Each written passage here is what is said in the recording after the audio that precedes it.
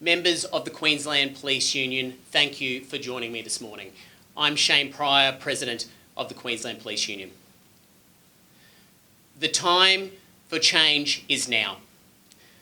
As our community continues to grapple with skyrocketing figures of domestic and family violence, now more than ever, it is evident that major reform is needed.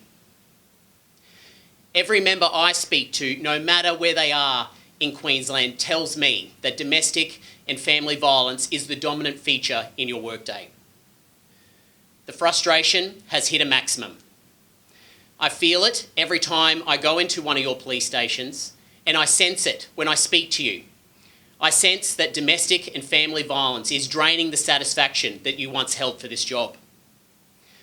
The reality is, being a police officer means that we attend to some of the most unpleasant things in society. We joined this job to arrest criminals and protect the community. We did not join this job to be administration officers in uniform. The community also expects this of us, but the community now has a police service that is bogged down in administrative duties and crippling bureaucracy as criminal activity soars and domestic and family violence plagues our homes. It is evident that the responsibility now falls with us. The police union must now take the lead for this crucial reform. No other entity has stepped up to make legislative or policy amendments to improve the job that you're doing every day and to help keep Queenslanders safe. When I developed the Queensland Police Union DFV Blueprint, I didn't do so in isolation. I consulted with and continue to consult with members of the DV sector. They are obviously enormous stakeholders in this issue, and I've taken on board some of the valuable feedback that they've offered. In fact, this document has grown from 10 pages to 49 pages on consultation. It was important to me and the DV sector that we ensured victims and children were properly supported, protected, and respected. Now, there is a huge number of you online today, and I thank you for your time. You have noticed that the camera and mic feature isn't available at the moment, and that is so we can deliver as much detail as possible to you in the short time that we have.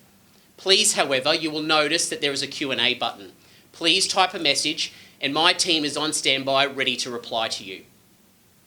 Your voice is important, and it's been a commitment of mine to be open and accountable to everything that we do here at the Queensland Police Union. To my right here on the screen, you will see a QR code. That's the link to MakeDVacrime Every Time petition. It closes this Friday, and we need as many signatures as possible to send a very clear message to politicians that there's an appetite for reform. Your details will remain confidential, and no one from QPS management will be able to see whether you signed the petition.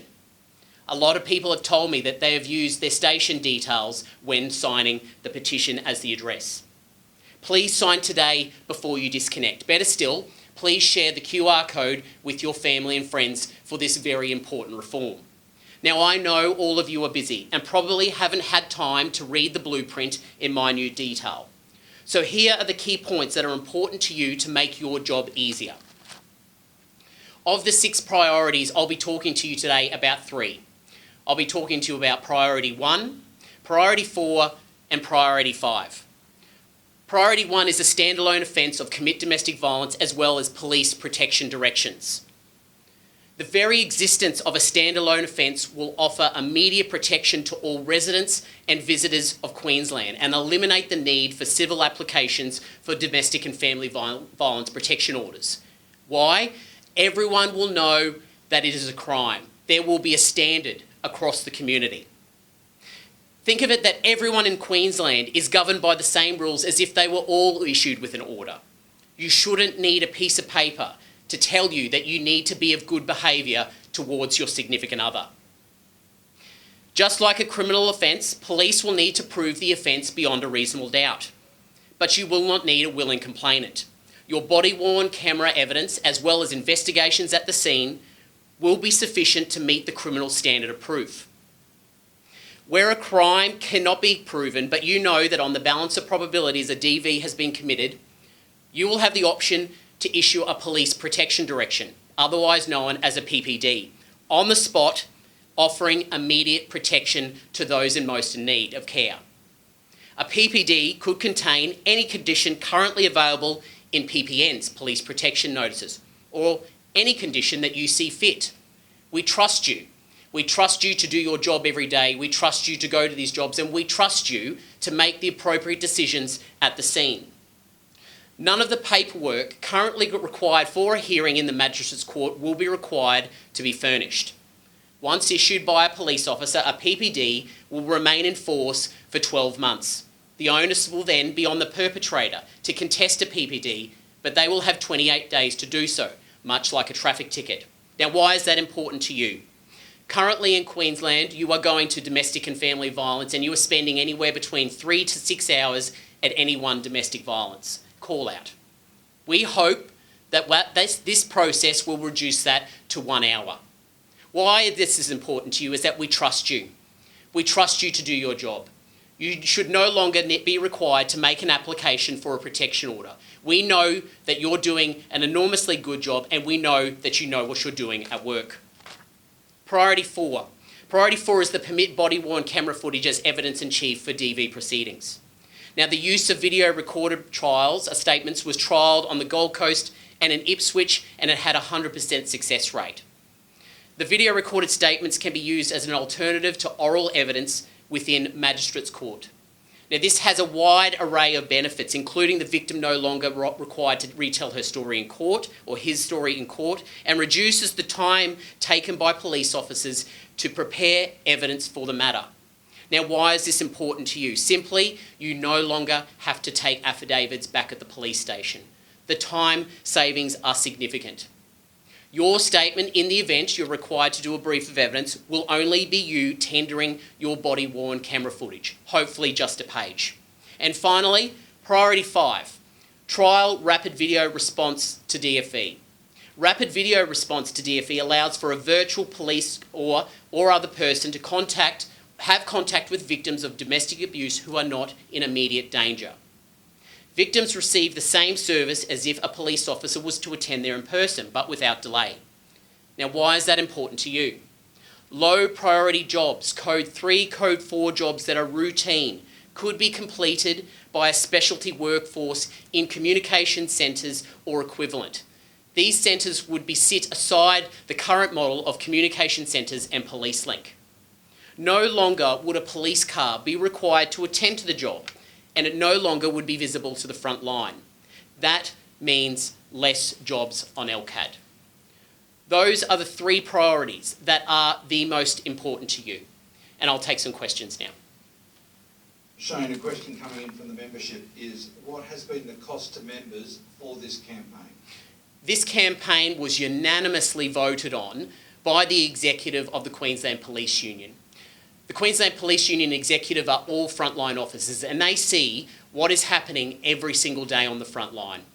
They see that we needed to act. Every service that we provide here at the union comes at a cost, whether that be legal, industrial, campaigns. Everything comes at a cost, and that is reported at our annual conference. Our annual conference is scheduled to be held at the end of May, as it usually is, and we'll report the entire costings of the campaign and every expense of the union, as we usually do at the annual conference. Shane, another question coming in is, why was this advertising not taken to the membership for approval prior? I go to police stations and talk to members every single day. The entire executive are frontline officers. They know what is going on the front line. They know that DFV is crippling our front line and that we needed to act now. We're your industrial specialist, and it's our job, it is my job to advocate for you, to provide you with the very best workplace that I possibly can. We know that inaction was going to result in a decline in the amount of police that we have in this job. We would see an exodus like that we've never seen before. Shane, has the government committed to acting on any of your recommendations in the blueprint? Make no mistake, change is coming.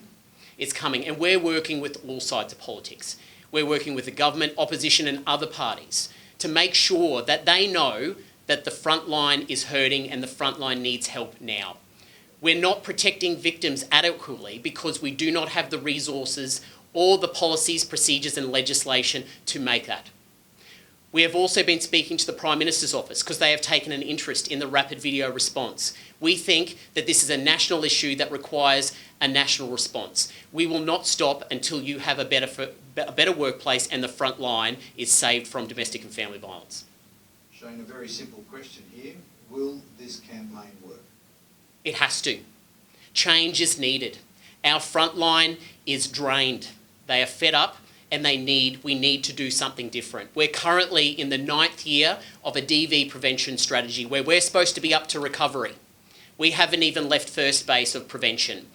We have the highest DV homicide rate in the country. We have areas that are simply not getting to jobs for weeks on end. Our police are tired and they need the tools now to deal with this scourge on society. What will be your assessment of success from this campaign? Change. Simply change. We need to save our front line because if we keep doing what we're doing, we're not going to have a front line. So change is what we're going to do. And we're going to advocate very loudly until you get the change you need so you have a workplace that you want to come to every day. Another question, are you satisfied with the progress of the campaign and how it's been going? We're over 46,000 signatures. But I need every single one of you to log on now and sign the petition. As many signatures as possible gives further weight and shows politicians that there is a driving desire for reform. I know each of you on the front line are hurting. I know that you are exhausted turning up to work, going to DV to DV to DV, and we need to do something different. Please remember, log on to the QR code and sign the petition now. Please send the QR code to all your family and friends. We need them. We need the politicians to recognise that much needed reform needs to happen now. Hopefully, you can see the link between the blueprint reform and the return to job satisfaction. Lowering demand, streamlining workplace processes and returning time back to your day will have a significant impact on your workplace. You staying in this job is my focus and my priority. Our workforce is fatigued and fed up. No one else is going to do this for us if we don't. If we do not do this, I hold grave concerns for the future of policing in Queensland and the broader community and the safety of the broader community. You have seen as late as yesterday that a victim survivor, Simone O'Brien, is endorsing this plan for action, and simply doing nothing and ignoring the problem is going to result in more deaths in Queensland. Our colleagues, our brothers and sisters in Logan are frequently confronted with hundreds of unresourced jobs at any shift change. 60 to 80% of that is domestic and family violence. Of those jobs, I can guarantee that there are multiple breaches of DV orders that have not been attended to for 2 to 4 weeks. This is not fair on us as police, and it's certainly not fair on victims of domestic and family violence. The QPU is the focal point of truth when it comes to advocating for genuine, logical reform. It's up to us to drive this momentum for change. Now, realistically, we are not going to get everything in the blueprint, but let me be clear. Without the union making this a prominent issue, there would have been zero opportunity for changes and our workplaces would continue to buckle under the strain of domestic and family violence. Next year, if we did nothing, it would be 220,000 occurrences and more frontline police leaving this job. To date, we have had 40 veteran general duties officers leaving this job. We cannot allow that to happen anymore. For those that have been messaging our team using the Q&A barcode, thank you. We will get a response to you. If you want to send me an email, please do so at president@qpu.asn.au. This broadcast will be added to our website and can be streamed on demand for those who are unable to join live or those who had to rush out to a job or do DV paperwork. I promise you, change is coming. I do not want this change to be manipulated by QPS management. It needs to be effective so we can get back to arresting criminals, proactive patrolling and positive community engagement. Remember, you staying in this job is my focus and my priority. Thank you for today. Please, before we log off today, please log on, use the QR code and sign the petition. Everyone, please be safe. Thank you for your time.